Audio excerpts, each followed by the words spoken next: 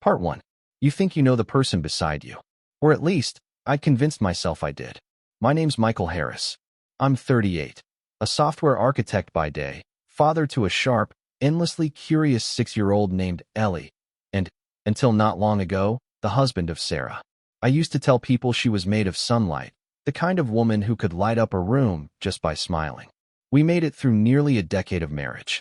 Built up one of those picture-perfect lives, suburbs, respectable savings, 2 lazy Labradors, and a pair of matching blue bikes gathering dust in the garage.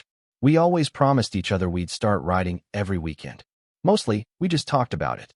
We were the type of couple people rooted for. Movie night traditions, Saturday trails, and, every once in a while, a slow dance in the kitchen while Ellie was still snuggled up in bed. There were habits, small, shared rituals that belonged just to us. Comforting. Safe. Or at least, that's what I kept telling myself. But things can unravel before you even realize you're tugging at the thread. One weekday morning, I was at the stove scrambling eggs, Ellie's favorite, and she was in the living room belting out, "Let it go," with zero shame. When Sarah wandered in and turned my world upside down. Out of nowhere, she says, "I've been reading about open marriages." She tossed it out there like she was suggesting we plant tomatoes. I paused, spatula in midair. Reading? Like, for a project or something? She shook her head, serious. Actually reading. There's research on how it makes couples happier. My hand hovered over the pan. So, you mean you're thinking about it? Sarah tucked a strand of hair behind her ear. I'm just saying, maybe it'd be good for us. Help us mix things up. Good for us. Like we were stale bread that needed a fresh start. I cracked a smile, sure she was joking. If things ever get boring, I'll take you on a cruise. Or we'll try indoor skydiving. But I'm not exactly keen on loaning my wife out to fix what's not broken. She just looked at me. No grin, no playful spark in her eyes. That's when something shifted. Like the cozy house I thought I knew suddenly felt drafty, the floor cold under my bare feet. I could almost hear the echo of a window sliding open somewhere I couldn't see. Sarah let the subject go. But the hush between us wasn't comfort. It was anticipation, like holding your breath. It didn't take long for the small cracks to start spreading. Suddenly, work kept her later than usual. At first, it was an extra hour on Mondays. Then it turned into most of the week. Always with reasons that sounded like they came straight from a marketing handbook. Client meetups. Creative brainstorms. Brand strategy sessions. The kind of catch-all phrases that feel just vague enough to end the conversation. Her phone habits changed too. The device that used to buzz face up next to our bed now slept face down, permanently on vibrate, clutched close like a lifeline. One night, I joked, "So who you texting?" "The president." Her laugh was a little too quick. "No, just work stuff. You wouldn't care." But the truth was, she'd always made space for me, even in her busiest moments. Now, I felt like I was talking to someone reading from a script. I started noticing other things. The way she smelled after coming home. A trace of unfamiliar cologne, the kind I knew wasn't mine. Not even close. It lingered in the air as she hugged Ellie goodnight and brushed past me in the hallway. I tried to keep it light. New fragrance? Smells expensive. Sarah glanced away. A guy from the office sprayed a sample on me by mistake. He's in charge of a new product line. Sure, an accident. Happens all the time. But it was Ellie who finally forced my hand.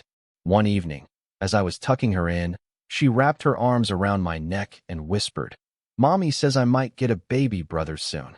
My heart skipped. "She told you that?" Ellie nodded, smiling, little fingers playing with my sleeve. "But she said not to tell you." Oops. I smoothed her hair, kissed her goodnight, and closed her door with trembling hands. Here's the thing. 2 years earlier, Sarah convinced me to get a vasectomy. She said she wanted us to give Ellie our all, to not divide our attention. I agreed. No hesitation, just trust. Now, I wasn't sure what I believed. That night, lying next to Sarah, her back turned, eyes glued to her phone, I stared at the ceiling. The silence felt heavy, pressing down on my chest.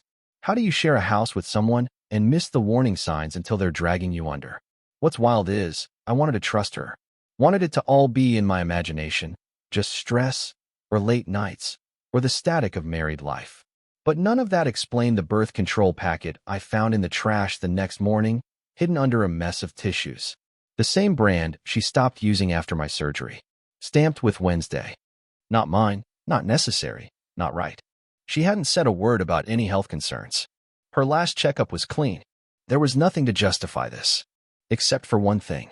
That morning, while Sarah and Ellie ate breakfast, I quietly ordered a DNA test kit for Ellie.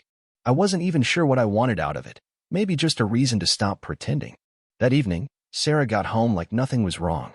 Kissed my cheek, told me she'd missed me, said she wanted to talk about connecting more emotionally. She even asked if I'd ever considered being more open with her. I nodded, faked a smile, played along. But inside, something had snapped. I was done waiting for the next excuse. Done pretending not to see what was right in front of me. Done lying to myself about what we still had. I hadn't said anything to Sarah, not yet. But I would. I just needed proof.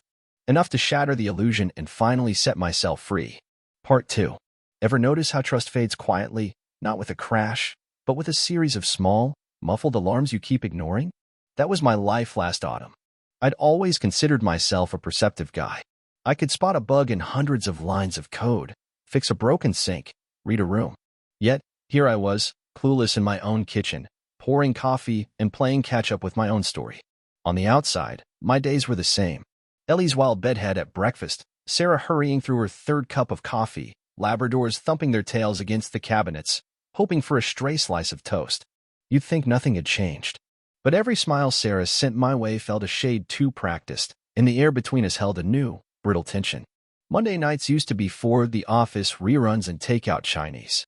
Now, Sarah was swamped, her words, with new projects and last-minute client calls. She'd text at 8 o'clock, maybe 8:30, running late. Don't wait up. Sometimes she'd call, her voice polite, professional, slipping in work jargon that meant nothing to me. Her phone, once a forgotten rectangle by the charger, now followed her everywhere. I'd see it disappear into her purse the second she walked in, or rest, screen down, at the far edge of the table. Even Ellie noticed. "Mommy, why don't you answer when I call you?" She'd ask, her voice small and confused. Sarah would just smile, say something about grown-up stuff, and change the subject. I wasn't naive, at least. I thought I wasn't. The changes stacked up. The way Sarah's laughter rang hollow, her stories rehearsed, the scent of someone else's cologne sometimes lingering on her sleeves, sharp and foreign beneath her usual vanilla shampoo. One Friday night, she slipped in close to midnight. I was in the den, scrolling headlines, pretending not to be waiting up. She kissed my forehead, just a light brush, nothing like before. Long day? I managed. She nodded, toed off her shoes, barely meeting my eyes. Quarterly report crisis. You know how it is. I nodded, too, but I didn't know. Not really. Saturday mornings had always belonged to Ellie and me, cartoons, cereal, bike rides through leafy side streets. But now, Sarah often vanished before breakfast, claiming she needed to prep for early meetings or clear her head at yoga. Sometimes she returned hours later, flushed and distracted, tossing her gym bag onto the washer without a word. Still, I hesitated to draw lines that might not exist. Maybe I was overreacting. Maybe marriage was just hard sometimes. Maybe I was tired. That's what I told myself, even when I caught Sarah's reflection in the bathroom mirror, staring at me with a careful, measured look I didn't recognize. There were moments when the old Sarah peeked through, a sly smile at a silly meme, a shared look over Ellie's head at the dinner table. But those flashes faded as quickly as they came, leaving the silence twice as loud. Then, the incident with the birth control sealed it. Finding that blister pack, with Wednesday's pill gone, buried under tissues in the trash, was like stumbling across a hidden exit in my own house. She hadn't needed those for years. We'd agreed. I trusted her. The memory of Sarah asking me, gently but firmly, to consider a vasectomy replayed in my head. "It's better for us," she'd said, "so we can give Ellie the best." I'd gone along, no questions asked. Looking back, I realized how completely I'd surrendered my doubts to her vision of our future. After Ellie let slip her mother's secret about maybe getting a baby brother soon, the pieces shifted again. Ellie was too young to know the weight of those words, but I felt them settle in my chest like wet sand. That night, Sarah's back to me. I lay awake, counting shadows on the ceiling and listening to the hum of her scrolling thumb. My mind kept looping through questions with no safe answers. Was I just being paranoid? Was this what people meant when they said marriages hit rough patches? Or was I finally seeing the truth hiding in plain sight? The following morning, I slipped into the kitchen while Sarah helped Ellie with homework. I opened my laptop, hands shaking slightly, and ordered a DNA test kit online, overnight shipping, no return address. I didn't know what I'd do with the results, only that I needed to know. That night, Sarah acted as if nothing was wrong. She greeted me with a soft, practiced smile and talked about reconnecting, about finding new ways to open up with each other. She asked if I'd ever thought about going to couples therapy, about exploring our feelings. I nodded, mumbled something agreeable, and let her think I was on board. But deep down, I felt a cold clarity sharpening inside me. I was done letting myself believe in easy explanations. Done making excuses for what I saw and felt. Done tiptoeing around the cracks in our marriage, hoping they'd seal themselves. I hadn't challenged Sarah yet. I kept my suspicions locked up tight, waiting. But it wouldn't be long. I was gathering the last pieces of the puzzle. And when everything fit, I'd finally confront the truth, whatever it cost. Because pretending was harder than facing the wreckage head-on. And if I was going to burn it all down, I'd do it with my eyes wide open. Part 3. The storm finally broke on a Thursday, one of those gray, restless afternoons when the city hums with a kind of nervous energy. Even the sky looked unsettled, clouds pressing low, everything tinted that pale, electric shade before rain. I clocked out early, telling my boss there was a family situation. That was true enough. The real story started 7 days earlier, after too many sleepless nights. I'd found a local PI, a pro named Clark Pearson, ex-military, the sort of guy who could pass unnoticed in any crowd. We met in a donut shop, a place nobody would think twice about two strangers shaking hands.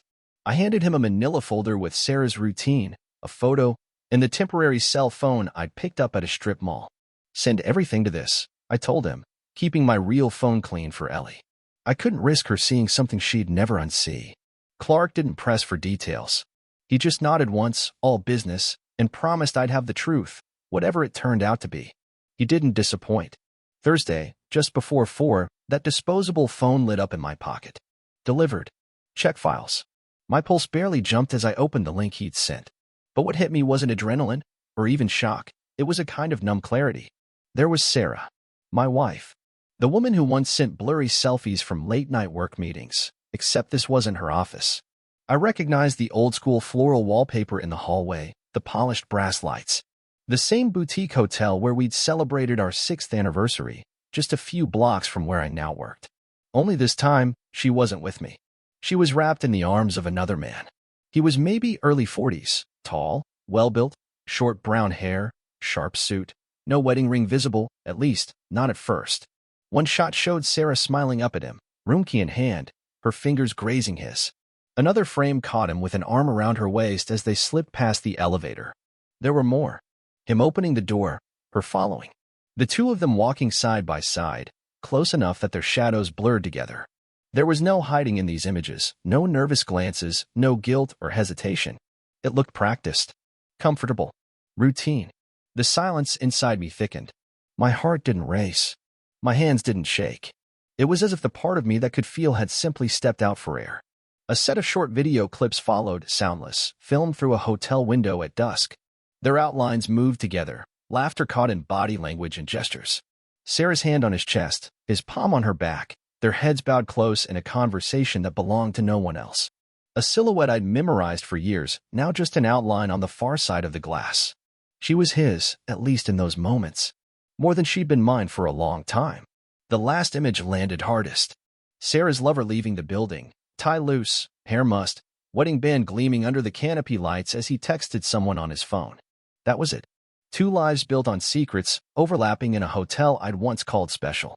I sat for a long while, staring at that final photo. It felt like watching the end of a movie where you'd missed all the clues. The kitchen was quiet, just the software of the fridge and Ellie's cartoon giggles floating in from the living room. I let the burner phone fall onto the table and slumped into a chair, elbows on knees, hands dangling uselessly. I didn't shout, didn't smash anything. All that anger I'd braced for, it never came. Instead, a slow, heavy weight settled over me, squeezing the air from my lungs. If I'd had the strength, I might have yelled, thrown something, made noise just to remind myself I was alive. Instead, I sat in silence, the hum of the appliances and the distant sound of my daughter's laughter all that kept me grounded. Eventually, I stood, grabbed my laptop, and began making a plan. Names, dates, documentation, all the cold evidence I'd need. I called my attorney, told him I needed paperwork for full custody, no hesitation in my voice. Then I reached out to the genetics lab, requesting a certified copy of Ellie's paternity results, just in case. I searched for the man, cross-referencing his face, a logo visible on his blazer, the reservation records Clark had pulled. It didn't take long. Thomas Reed. Married, 2 kids, high-ranking executive at a downtown investment firm. LinkedIn showed the same smile, the same slick confidence. I saved his profile photo not for revenge. Not yet. But to remind myself who Sarah had risked everything for. That evening, life played out like any other. I cooked spaghetti, let Ellie help with garlic bread. We laughed about her art project for school, counted stars through the window, brushed our teeth together. I tucked her in, kissed her forehead, whispered, "You're safe, kiddo." She looked up, big eyes searching my face. "Daddy, are you okay?" I mustered a smile. "I will be." Sarah came home late, later than usual, face drawn but eyes bright, a little too alert. She flopped her purse on the counter, stretched her neck, and faked a yawn. "Traffic was insane," she said. I nodded, loading dishes. But it was. She poured herself a glass of wine, leaned back against the counter, and tried to look casual. I watched her, the set of her shoulders, the easy way she sipped, as if she'd just finished a long run and was winding down. In that moment, she felt like a stranger living in my home, playing a part one used to know. There was no love in my stare, just quiet distance. I realized that she'd stopped fearing what she might lose. She was certain I'd never leave, no matter what lines she crossed. But she was wrong. A cold certainty replaced the ache in my chest. I wouldn't confront her with shouts or threats. I wouldn't beg for explanations or forgiveness. I would answer her lies with silence, let the evidence do all the talking. I watched her swirl her wine, her eyes darting up. "You seem quiet," she offered, almost concerned. I smiled, a real one, just for me. "Just thinking," I replied. "About what?" I let the pause stretch, then met her gaze. "Everything." And I meant it. Because that night, I stopped being her husband. From then on, I was her consequence. Part 4. People love to say living well is the best payback. I always thought that was weak. Real revenge? It's living smart, playing your hand so carefully, so quietly, that the person who thought they outsmarted you ends up suffocating in the smoke of their own fire. So, for the next 2 weeks, I put on the greatest performance of my life. I laughed at Sarah's stories. Brought her favorite vanilla oat latte in the morning, just the way she liked it. Massaged her shoulders after those brutal marketing meetings. She thanked me, told me she was lucky to have someone so supportive, kissed my cheek like we were still that golden couple from the holiday cards. She had no idea what was happening behind the curtain. She didn't know I'd already signed the custody papers, slipped them to my attorney, or locked down every joint account with an emergency review code. She was clueless about the new trust, set up legally in Ellie's name and mine, protected under a clause for dependent child stability after proven marital misconduct. My lawyer called it elegant. I thought of it as justice. But the more I dug, the uglier it got. Late one night, with Sarah asleep beside me, I pulled up her old emails, going through forgotten folders she hadn't cleared in years. There, buried deep in an archived backup, I found what I wasn't prepared for, a string of password-locked PDFs exchanged between her and someone calling himself Account Manager Ilaria. I didn't recognize the company, but the tone set off alarms in my head. It took almost 24 hours and a lot of patience to break past the password. What spilled out onto my screen made the affair look almost innocent. Sarah had been siphoning money for years. Not just a little, over $60,000, scraped from joint investments, our small family business, even the college fund we'd started for Ellie. Transferred bit by bit into accounts under the name Ilaria Holdings, a shell company with no public listing. But the bank statements and contracts said otherwise. Worse, the documents named a second signatory, Thomas Reed. The same Thomas from the hotel. The man with a wife and 2 kids who'd risked his whole family for my wife. They weren't just sharing hotel rooms. They were laundering my family's money together. I'd been working late, picking up groceries, walking the dogs, while Sarah and Thomas built a private world on my dime. I didn't cry, didn't yell, didn't even curse. The anger burned cold. I snapped straight into strategy mode. First, I sent every file to my attorney. Then I called up an old college buddy who'd wound up at the SEC. I kept it vague, just financial irregularities, possibly criminal, nothing to tip Sarah off. Next, I booked a meeting with our accountant, a woman who'd been with us since our first tax refund. I kept it simple. "Have you noticed anything strange in our books?" She blanched, eyes wide behind her glasses. Actually, yes, but I didn't want to jump to conclusions. Document everything, I told her. Every withdrawal, every transfer, every cent labeled as professional expenses or business travel. Make a full report. And then I sent an email. It was polite, barely a paragraph, blind copied to Thomas's wife. I believe we should meet. Tuesday evening, 8 p.m. The Ivy Hall Gala. I'll explain then. No more details. No threats. Just a meeting at the one place Sarah would never expect, the annual charity ball she'd been planning for months. She was set to give a speech about building trust and partnerships, the irony almost too much to believe. The night of the gala, city lights glimmered on wet pavement, guests in tuxedos and sequin dresses filing past red velvet ropes. Sarah glided through the crowd in a scarlet dress, beaming at everyone, all perfect posture and practiced warmth. Thomas played the part too, charming, unbothered, glass of white wine in hand. 10 minutes before Sarah's speech, Thomas's wife slipped through the doors. She was calm, determined, a folder clutched in one hand, the same one I'd mailed days before, packed with evidence and a timeline. Her face was a storm. Sarah took the stage. Thanked donors, joked about balancing work and home, teased Ellie in the crowd. She looked invincible. Then Thomas's wife stood, voice ringing out across the ballroom. "You disgusting cheat." A hush fell instantly. Sarah faltered, blinking into the lights. "You think you can steal from your own child and sleep with my husband without consequence?" Thomas's wife said, voice steady, eyes hard. Cameras flashed. Phones rose like a tidal wave. She walked right up, dropped the folder at Sarah's feet, and faced the crowd. "My husband and your keynote speaker have been having an affair. She funneled money out of her own household to fund it. And this," she pointed straight at Thomas, "is as dirty as she is. A thief and a liar." No one moved to stop her. Security was frozen, just like the crowd. Sarah knelt, trembling hands opening the folder. The first page was all it took. Her face crumbled from confusion to shock, then fear. She recognized the evidence, the headers, the details only I could have traced. She looked out across the sea of faces, hunting for me. And when she found me, standing by the exit, black suit, no expression, she looked like she'd seen a ghost. I didn't flinch. I didn't nod. I didn't smile. Sarah tried to speak, but nothing came. The room was chaos, people whispering, recording, craning their necks to see. Thomas vanished through a side door, red-faced, leaving Sarah alone beneath the lights. She stared at the damning paperwork, then at me, like a woman watching her world cave in. And I realized, for the first time, that she understood what it meant to lose everything. I turned and walked away. No words. No warning. The collapse had already started, and I wasn't going to save her from it. Part 5. They say time heals all wounds. That's a lie. Time doesn't fix you. It just teaches you how to keep moving, even when you're hurt. The divorce was cold and efficient. I showed up with every piece of evidence: custody test, bank statements, proof of the affair, photos, video, everything. Sarah sat there in black, her hands trembling, makeup drawn on thick like a mask. It didn't matter. The judge made it quick. Full custody went to me. Divorce granted. The accounts she drained? Frozen and flagged. SEC on her trail. Her partnership with Thomas? Gone. Under federal investigation.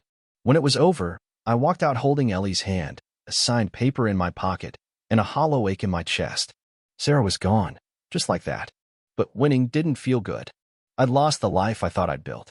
There were mornings I still reached for her in bed. Sometimes, Ellie would ask, "Why doesn't Mommy call?" I told her, "Some people only love you when it's easy. But I love you always." She nodded, maybe understanding, maybe not. Therapy didn't help much. The therapist said I had to forgive myself. For what? I wasn't the one who cheated, or lied, or stole. But the truth hit me anyway. I'd stopped seeing Sarah before she ever left. I made her part of the routine, not the story. She wanted excitement. I gave comfort. That doesn't excuse her, but it explains the cracks. Sometimes, silence pushes people away more than anger. Weeks later, Sarah showed up at my door. No makeup, no armor, just empty. "I miss Ellie," she whispered. "Can I fix this?" I stepped outside, shut the door behind me, and told her the truth. "You didn't just make a mistake. You destroyed a family. You don't get to undo that." She cried, reaching for me. I pulled away. "You don't deserve the life I gave you." Then I walked back inside and didn't look back. Now it's just me and Ellie. We rent a small place by the woods with a swing set and a fox-shaped nightlight. We bake cookies, go on walks, and laugh at squirrels. I cry sometimes, alone where Ellie can't hear. But every morning, I remember two things. I'm enough, and real love sometimes means letting go before it ruins you. No fairy tale ending. But I have something better, a clean start. And if I've learned anything, it's this. People don't always leave because they stopped loving you. Sometimes they go because they never learned to love themselves. I was broken. Now I'm rebuilding. This time, for me, and only me. The end.